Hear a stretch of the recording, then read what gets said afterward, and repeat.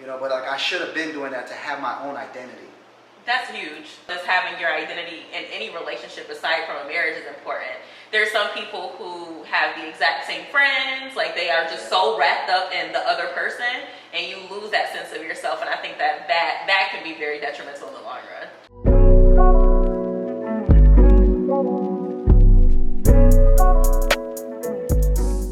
What is up, everyone? Welcome back to the Everyday Hustle. Appreciate you all being here. Starting off my day, getting an oil change, courtesy of Butler Oil Change. This is Butler. Yes, sir. How you feeling today? Feeling good. I don't gotta go anywhere. You just show up to my house and I get an oil change. So I'm highlighting Butler and his oil change service here in Atlanta. When did you launch? About 2 months ago. Good for you. Yep.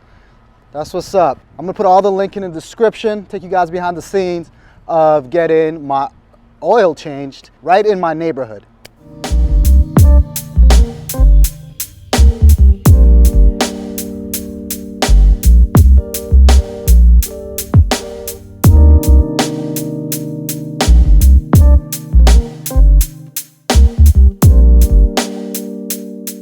All right, y'all, so that went really well.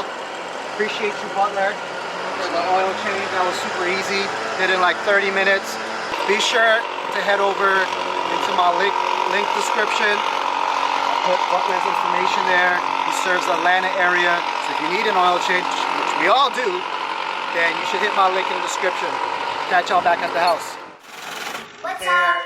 What are you doing that funny face? That's how I smile. That's how you smile?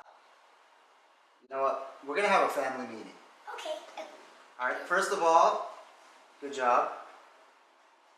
Good job for always waking up on time in the morning, enthusiastic. Who knows what that word means? Me. Enthusiastic, I think what it means is you have a lot of energy when you're waking up, you're doing things on task, no one asks you to do it, but you do it. Pretty good definition, I'll take it. You guys are waking up very enthusiastic, ready to charge forward and take over your day. Great work, okay? Now I just wanted to point out a few things that I've seen you guys do at the house, all right? Number one is when you guys come back from school, take out your lunch bag and put it in the kitchen, all right? Your snack box or whatever it's called. Can you guys do that? Yes. I don't want to remind you. You're going to just do it. Yeah, okay. Point number two, all right, Zane, look at this leg. Put some lotion on. I did it the first time. This is like a reptile. Anyhow. And it does look like what bird be. Point number two is when you guys are walking in the house and you see garbage, pick it up. Don't just walk by it. You guys have this tendency to just, you know, pick up, not pick up things off the ground. You just walk right by it. So just pick it up and throw it in the garbage or put it somewhere else. Okay. Right? That's it. So what about trash? And you said put it somewhere Put it else. in the trash. If it's trash, it belongs in the trash. Don't put trash in your room. I have a And Zane, stop ringing people's doorbells and running. Stop pranking people. Zane he's the most annoying kid in the neighborhood, ringing people's doorbells. You think you're Bart Simpson?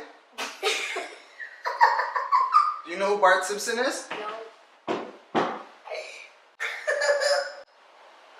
Wow. Sit. All right. Hey, Aya!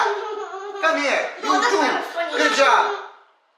All right, so that is the family meeting. The family cleaning mooning. Sounds good? Yeah.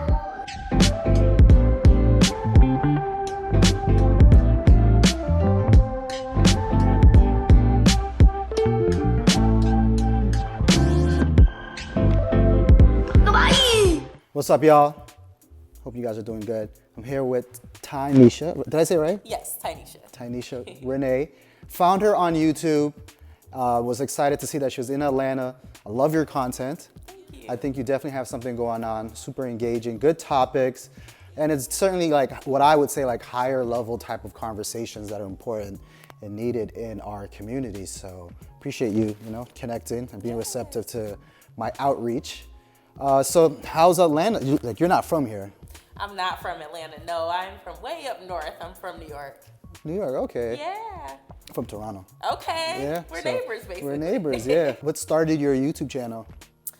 Oh, so I started my YouTube channel during the pandemic. And then, again, all the downtime that I had, and it kind of turned into my way to just voice what I was thinking, kind of like my creative outlet in a sense. For sure. And I realized that people vibe with it, so it just kind of built from there.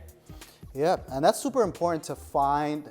For me, you asked me a question off record, which was like, you know, am I burnt out creating content? But I don't think I'll be burnt out, because for me, creating is purpose, right? Like, it gives me purpose, and I think it's a human need for us to want to express, get our thoughts, our opinions, feedback from people, which is key for human, you know, just the human. To grow. To grow, develop. yeah. Yeah, for sure. So yeah, good that you found something that, you know, you're passionate about speaking. How has it been received? Because, you know, obviously there's probably a lot of like controversial. Yes, yeah. Yeah. I mean, for the most part, I would say positive. Of course, there's going to be people who have differing opinions. Of course. What I found is that, I don't know, on the internet, I think it's become a thing where it's hard for people to disagree respectfully. You know what I'm saying? Yeah. I think that a lot of people have become It's so biased. used to, or surrounding yourself with people who think exactly like you, and so when you're around someone who has a differing opinion, it's kind of seen as disrespect in some ways. Yeah. But I have really, really good dialogue, so positive overall. You know, a lot of people didn't like Kevin Samuels. I never really had a problem with Kevin Samuels, primarily because I appreciated that he was able to create that space for us to start having these type of conversations. They were kind of taboo. Of course, there are certain things that he overdid, but just the fact that, you know, he created that table for people to have these important conversations in our community, and I think it's important, to just have these important conversations, because a lot of things could be taboo. Keeping it positive, you know, and in line with what you with your content. What would you say are like what I would call like green flags in when meeting someone? Like, how do you know this person right here, you know, is worth worth your time, worth engaging, entertaining with? Okay, green flag. Green flag. Generally speaking, or Generally, if I think about dating a person. Yeah, more on the dating Side, because okay. that's the top. Like, yeah. Okay.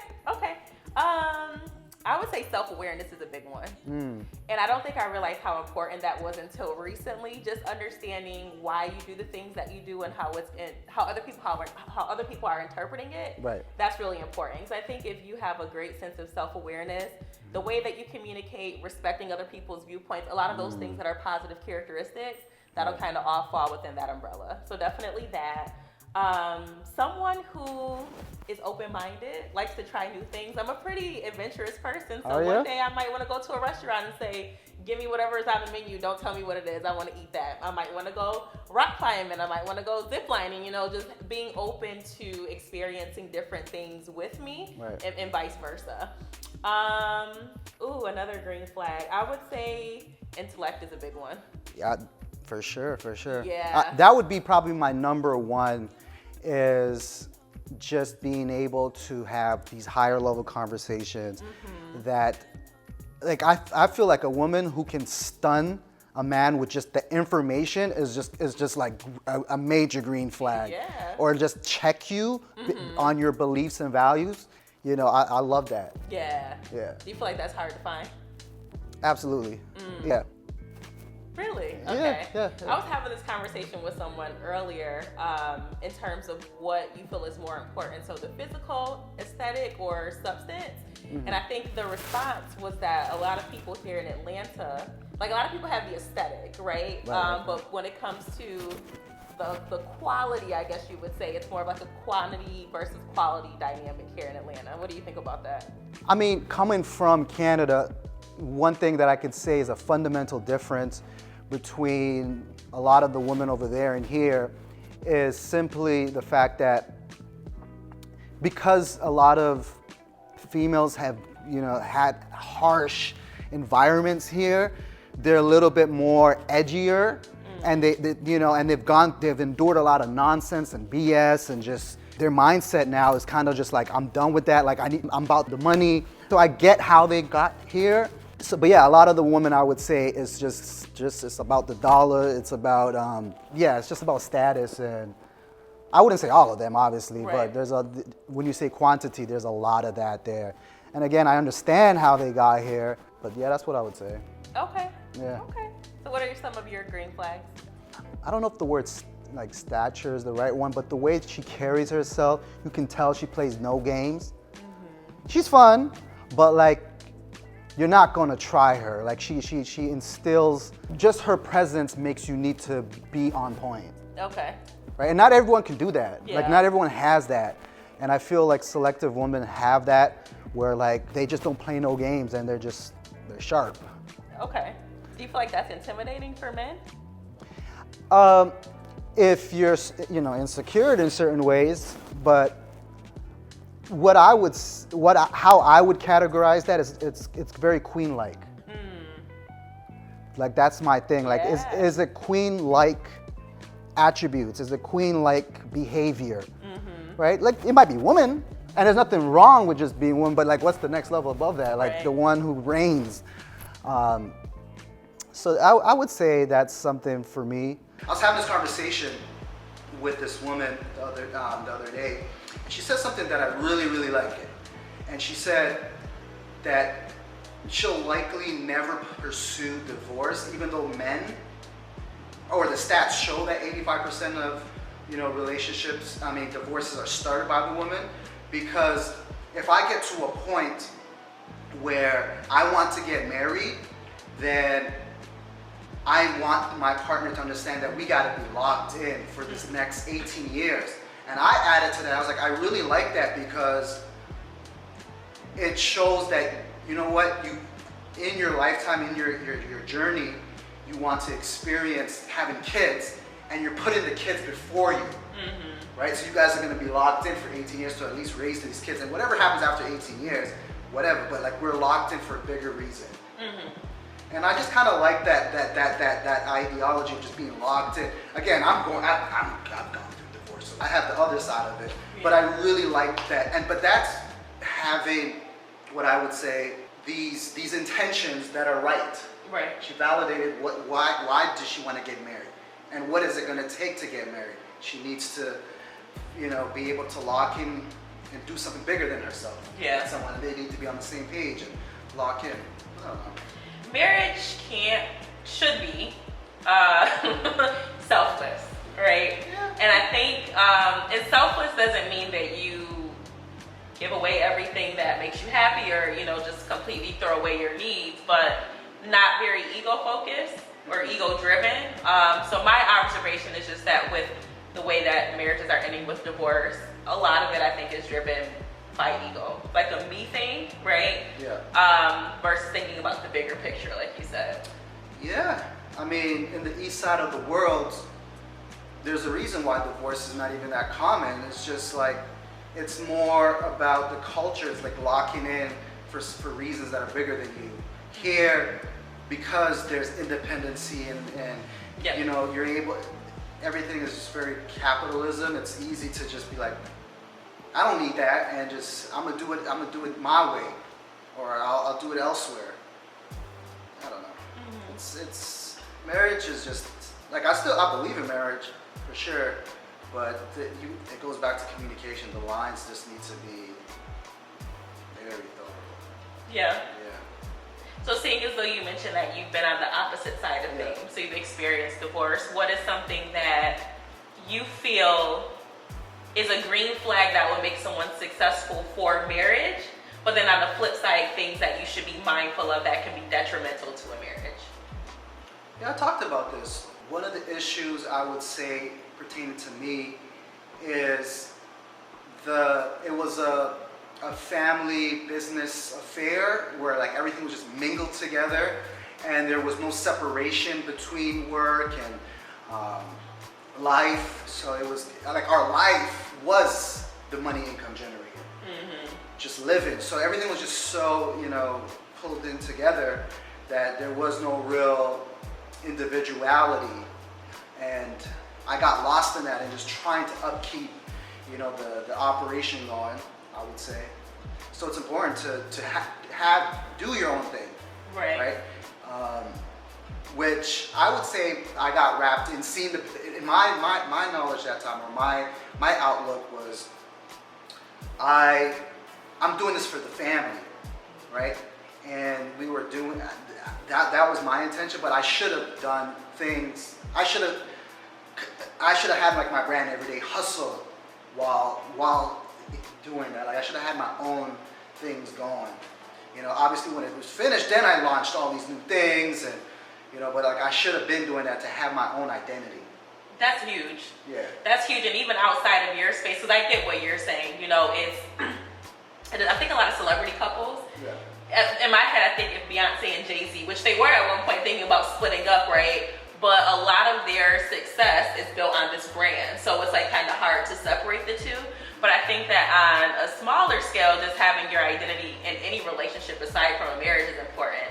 There's some people who have the exact same friends, like they are just so wrapped up in the other person, and you lose that sense of yourself. And I think that can be very detrimental in the long run. Totally, 1000%. Yeah. What y'all think? Comment below if you've gone through in a marriage or divorce. Chime in, let me know. And y'all better check out Tynisha's YouTube channel. I love your YouTube shorts, and I think you certainly have something going. And good for you. Thank you so much. I appreciate that. Pleasure. But yeah, I'm gonna head out, guys. I'm gonna catch you guys back at the crib. All right, y'all, back at the crib. Had a great time connecting with Tynisha and just chopping it up. Need y'all to chime in. Let me know what are some green flags, you know, for you when meeting someone. How do you know whether someone is to be taken serious? What are they doing? What are those green flags?